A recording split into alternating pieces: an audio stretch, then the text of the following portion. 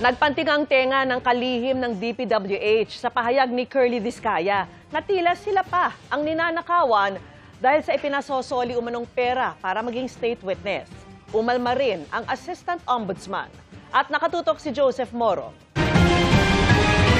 Sa Senate Blue Ribbon Committee hearing kahapon, sinabi ng kontraktor na si Pacifico Curly Discaya na parang sila pa umano ang ninanakawan ng umano'y hiningi ng gobyerno na magbalik sila ng pera o mag-restitute para maging state witness. Itinanggi na ng Department of Justice ang pasaring sa tanungang ito sa pagdinig. Kung magkano po ang i-restitute po muna namin. Ano sabi nila? Magkano daw?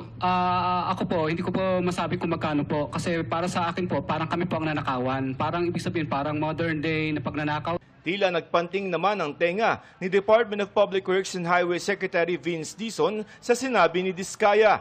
Medyo makapal din naman talaga ang mukha nitong si Curly Discaya. Kitang-kita namin lahat ang ebidensya laban sa kanila.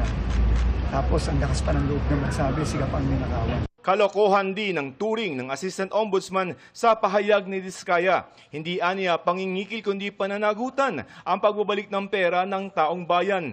Nang mawala raw ang pera para sa flood control, pondo pati kaligtasan ng mga Pilipino ang nawala. Hininga namin ng pahayag ang kampo ni Discaya pero no comment na anila sila. Ang ilang sangkot sa anomalya tulad ni dating DPWH Undersecretary Roberto Bernardo, mga DPWH engineer na sina Gerard Opulencia at Henry Alcantara at contractor na si Sally Santos, aabot na sa 316 million pesos ang mga isinoling pera sa Department of Justice. Nasa 1.5 billion pesos daw ang inaasahan ng DOJ na ibabalik ng 4. Nagsuko na rin dati ng 2 luxury vehicle ang isa sa kinasuhan na si dating DPWH Assistant District Engineer Bryce Hernandez sa Independent Commission for Infrastructure o ICI.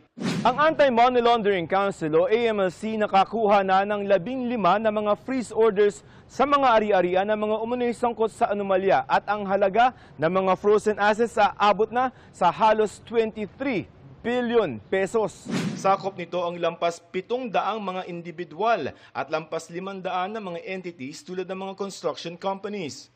Kapag naka-freeze ang assets, hindi ito pwedeng galawin ng mga may-ari nito. Higit 14 billion pesos nito ang laman ng lampas 6,000 mga bank accounts. Nasa 5 bilyong pisong air assets, lampas 2 bilyong pisong halaga ng mga real estate properties, pati na iba pang mga investments, sasakyan, insurance at mga e-wallet accounts. Ayon sa AMLC, pagkatapos ng 6 na buwan, maaari na itong maghain ng kaso para sa forfeiture para tuluyan na itong mabawi ng gobyerno. Para sa GMA Integrated News, Joseph Morong, nakatutok 24 oras.